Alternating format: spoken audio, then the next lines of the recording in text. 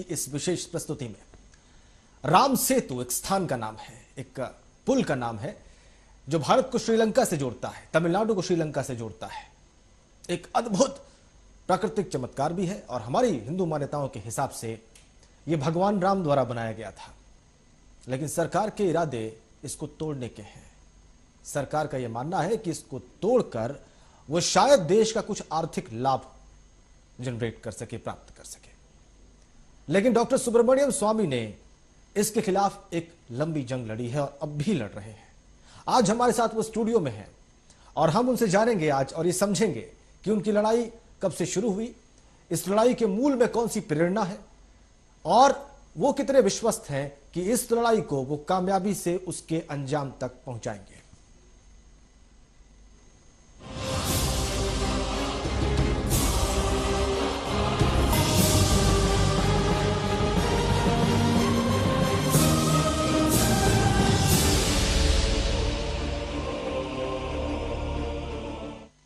तो राम सेतु पर जो विवाद शुरू हुआ है उस पर बात करने के लिए और इसकी रक्षा का बीड़ा उठाने वाले डॉक्टर सुब्रमण्यम स्वामी से बात करने के लिए सबसे पहले इनका परिचय हम आपको करवा दें। इनका परिचय बहुत बड़ा है। डॉक्टर स्वामी, बहुत स्वागत आपका। प्राध्यापक भी हैं, विद्वान भी हैं, अधिवक्ता भी हैं और विचारक भी हैं। सर, ये राम सेतु का जो पूरा मामला है, देश ये जानना चाहता है कि आप इसके पक्ष में क्यों खड़े हुए, आपके मन में, आपके हृदय में कहां से ये प्रेरणा आई?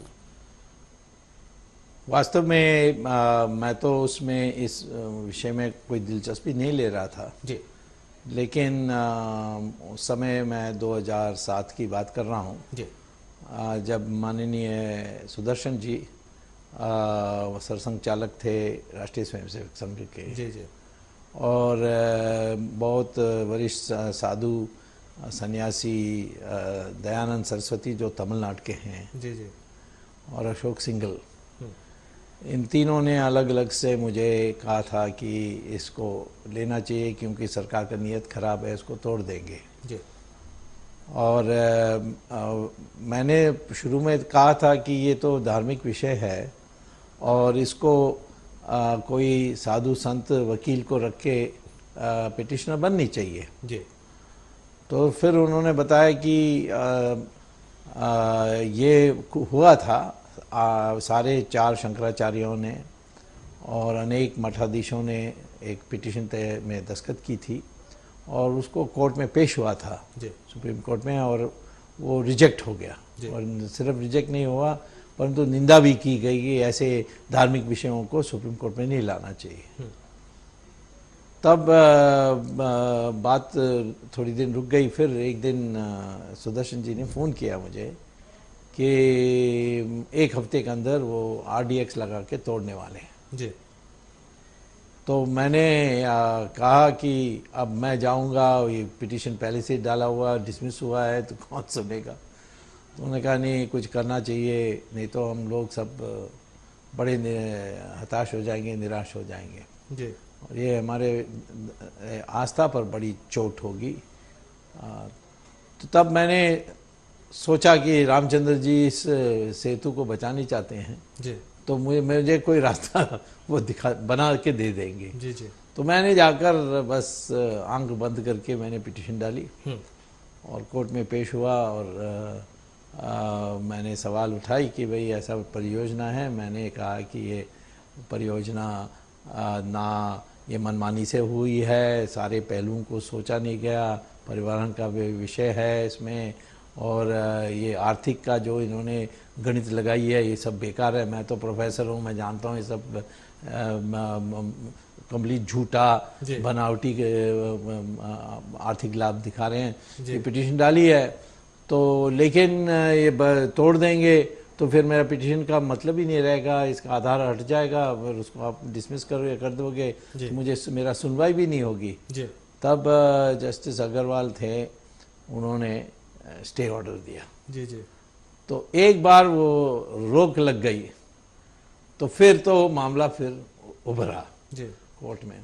मैंने कोर्ट में धार्मिक पहलुओं पर कम जोर दिया था जी। किया था मैंने, परंतु मैंने एक अर्थशास्त्री के रूप में कहा कि जब आप कोई परियोजना स्वीकार करते हैं या मानते हैं या अपनाते हैं उसके विकल्प को पहले छांटते हैं। उस विकल्प में से ये सबसे अच्छा कौन है उसको चुनते हैं। इनमें ये शिपिंग मिनिस्ट्री ने बिल्कुल किया ही नहीं जी। उन्होंने सीधा इसको तोड़ने में इसी रूट से राम सेतु को तोड़ के हम नहर निकालेंगे जी। ये फैसला किया। जी। मैंने विकल्प को देखा है जी। और विकल्प के तो इससे सस्ता बनती है। जी। तो ये तो हमारी सरकारी खर्चे में, हमारी टैक्स पेयर्स की खर्चे में हो रही है। जी। इसीलिए इसको रद्द करना चाहिए क्योंकि इससे सस्ते रास्ते मिलते हैं। जी। तो मैंने कहा कि आखिर में उद्देश्य क्या है जी। कि आपको जहाज जो आते हैं पश्चिम से या पूर्व से, उन सबको श्रीलंका घूम के जाना होता है। जी। जी। और यदि हम वो कहते हैं कि हम एक नहर बना देंगे, कैनाल, जी। तो फिर जहाज सीधा जा सकते हैं इंडिया और श्रीलंका के बीच में और कई घंटे बच जाएंगे और कई खर्चे बच जाएंगे और पेट्रोल की भी लागत कम हो जाएगी। ये सब उन्होंने परियोजना में कहा था। तो मैंने कहा ठीक है, आपको तो सामान भेजनी है, मान लीजिए कन्याकुमारी से तमिलनाडु चेन्नई तक, अब आपको घूम के जाना होता है। हाँ, तो मैं आपको एक दूसरा रास्ता बताता हूँ। कन्याकुमारी के पास टूटीकोरिन एक जगह है, वहाँ बंदरगांव है, उसको कंटेनर पोर्ट बना दीजिए अंतर्राष्ट्रीय स्तर की, और वहाँ से एक रेलवे लाइन निकालिए तट के किनारे से, जो तमिलनाडु जाएगी, मद्रास जाएगी और मद्रास से विशाखापट्टनम जाएगी, वहाँ से कलकत्ता जाएगी, और उसका खर्चा मैंने फिर कैलकुलेट करके दिया और कहा कि वो 1/10 बनता है। अच्छा, इसमें और भी खर्चे हैं जो छिपे हुए हैं, जो उन्होंने गणित में नहीं लिया। कनाल बनने के बाद वो समुद्र रेग डालते रहेगी, हर हफ्ते इसको इस रेग, जो नया रेग पड़ती है कनाल में, उसको उठाना पड़ेगा, उसको एक्सकवेट, बालू को निकालना पड़ेगा। तो इसमें हर साल आपको 1000 करोड़ रुपए की एक्स्ट्रा खर्च होगी, वो आपने दिखाया नहीं अकाउंट में। इस तरीके से मैंने शुरू की। फिर मैंने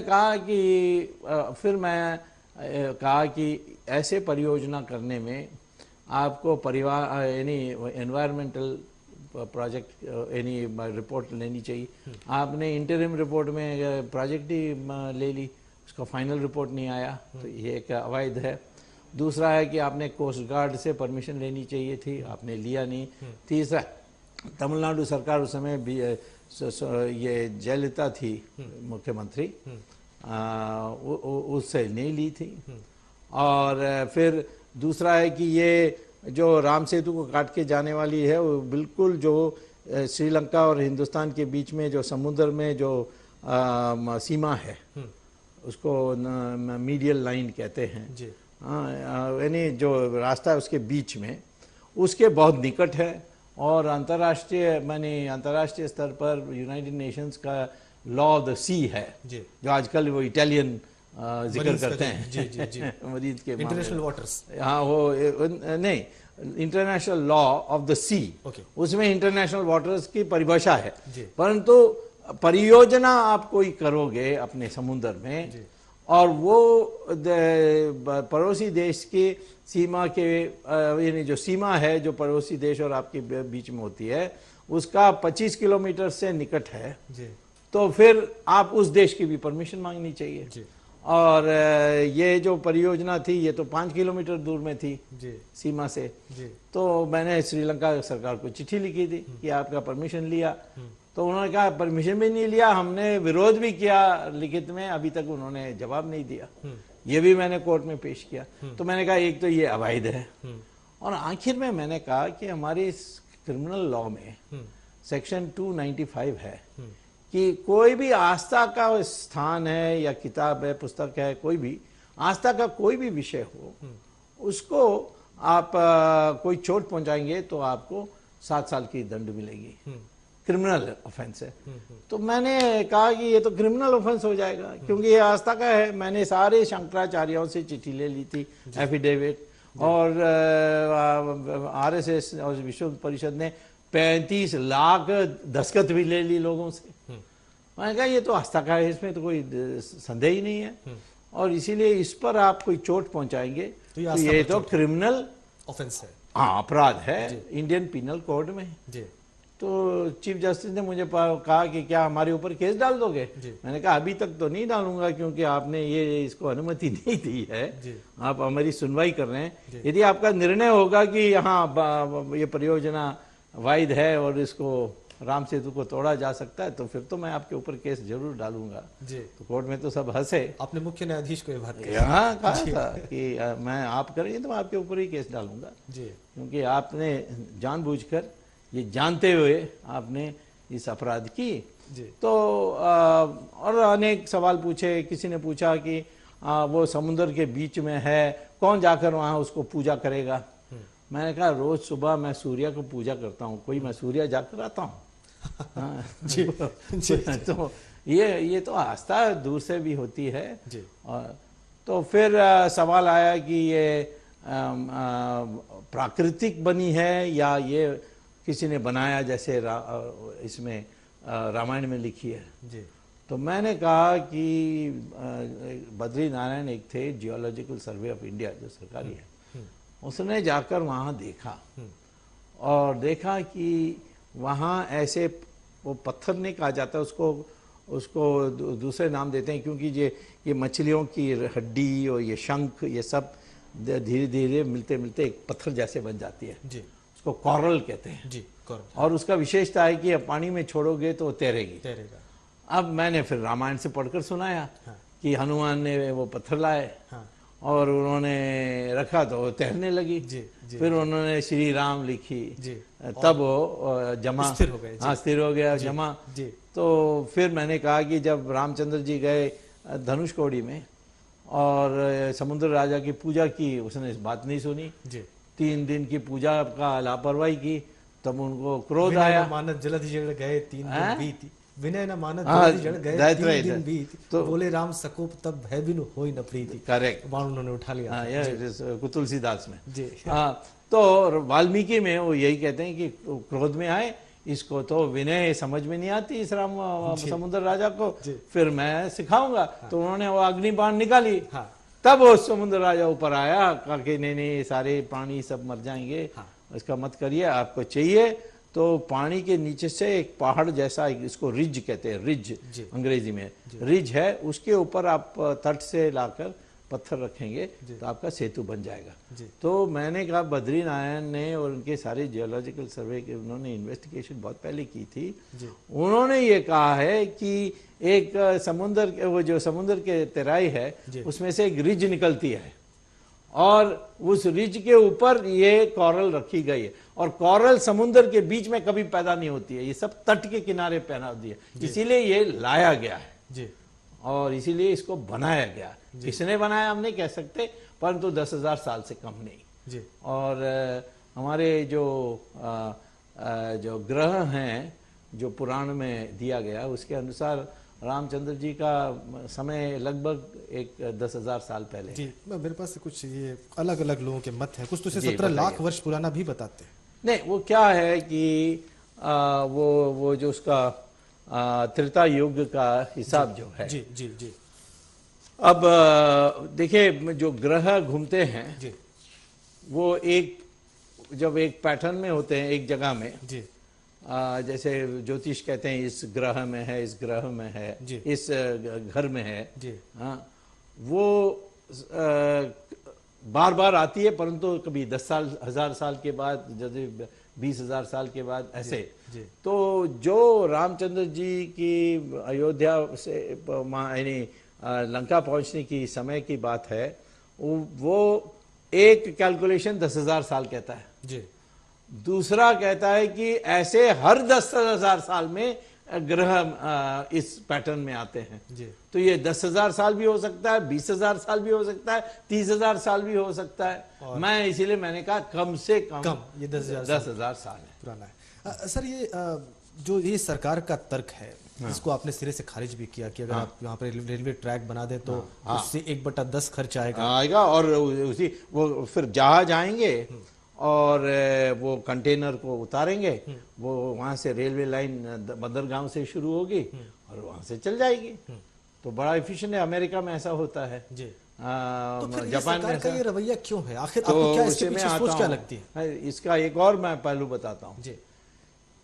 ये जो इन्होंने नीरी एक national environmental engineering research institute ji उसका रिपोर्ट मंगवाई। उन्होंने कहा कि नहर बनाओगे तो 11 मीटर से ज़्यादा नहीं होनी चाहिए गहराई, नहीं तो वो सारा वॉल्केनिक मामला ऊपर आ जाएगा जी तो कनाल का जो गहराई होगी वो 11 मीटर। जी अच्छा, 11 मीटर में कौन से जहाज जा सकते हैं? जी जी जो जहाज 30,000 जी जो जहाज 30,000 टन से कम वजन की है, जी जी यानी सामान ले जा करके उसकी वजन है, वही जा सकती है। जी जी लेकिन आज तो 95% जहाज जो व्यापार यानी माल ले जाते हैं जी। वो सब 1 लाख टन से है, ज्यादा है। जी 95% जी सिर्फ 5% 30,000 से कम है। जी। तो ये सारा ट्रैफिक तो 95%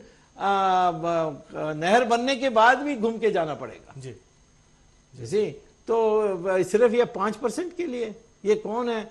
उसमें मैंने देखा कि बालू का बेटा का एक कंपनी है जी जिसके जहाज सब 30,000 से कम है तो उसका लाभ होगा। जी हाँ, तो अब आपका सवाल क्या था? ये हाँ, सरकार इस बात को इस तरह से डिनाई क्यों कर रही है जब उसे पता है कि इतने लोगों की आस्था का मैं प्रतीक समझता है? हूं कि ये मैंने सुप्रीम कोर्ट में उठाया था जब सरकार के तरफ से उन्होंने कहा है कि ये इन लोगों का विरोध धार्मिक है। जी हमारे देश की इकोनॉमिक डेवलपमेंट का सवाल है। तो पहले मैंने जमा को विस्फोट किया। मैंने फिर कहा कि आप मेरे ऊपर आरोप लगाते हैं कि मैं राम में मेरा आस्था है इसीलिए मैं कह रहा हूँ, ये अंधविश्वास है इसीलिए कह रहा हूँ। मैं तो कहता हूँ कि आपका भी धार्मिक कारण से ये परियोजना बना रहे हैं। जी सोनिया गांधी क्रिश्चियन है जी और ये करुणानिधि तो उसको नफरत है लॉर्ड राम से, रोज उसको गाली देता है। जी कहता है कि राम सेतु का नाम कैसा आ गया, ये अंग्रेजों ने इसको एडम्स ब्रिज कहा था। जी हाँ, क्या राम कोई इंजीनियरिंग डिग्री पाई थी? जी। इस प्रकार मजाक। नहीं, मैंने कहा कि मैंने एक बयान निकाल के दिया कि करुणानिधि ने मुस्लिम समुदाय को वोट मांगते समय कहा कि हिंदुओं ने बाबरी मस्जिद तोड़ी ना, मैं राम सेतु तोड़ के दिखाता हूँ आपको।